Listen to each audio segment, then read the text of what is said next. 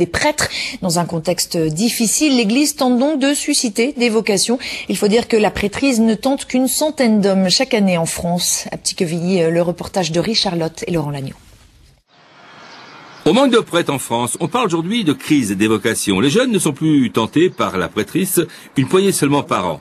En Seine-Maritime, le phénomène n'est pas si dramatique que cela.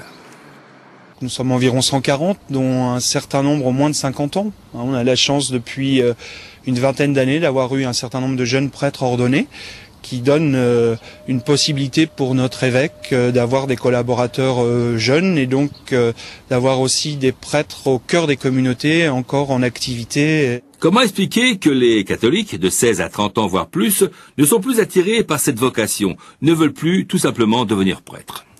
Le premier critère, peut-être, c'est un critère sociologique que certains pourraient assimiler à une crise de l'engagement, une difficulté à s'engager à long terme pour toute une vie dans une mission. Certains diront un métier.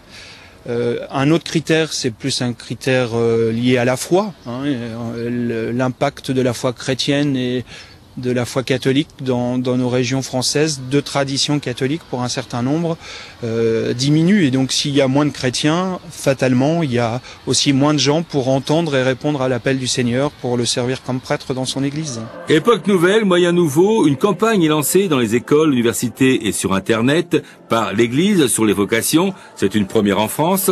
Il s'agit d'interpeller les jeunes au moment où ils s'interrogent sur leur avenir.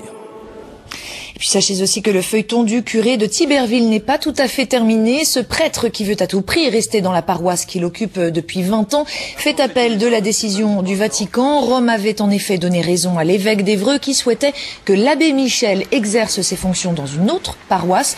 Mais le prêtre et ses partisans ne désarment pas. Affaire à suivre.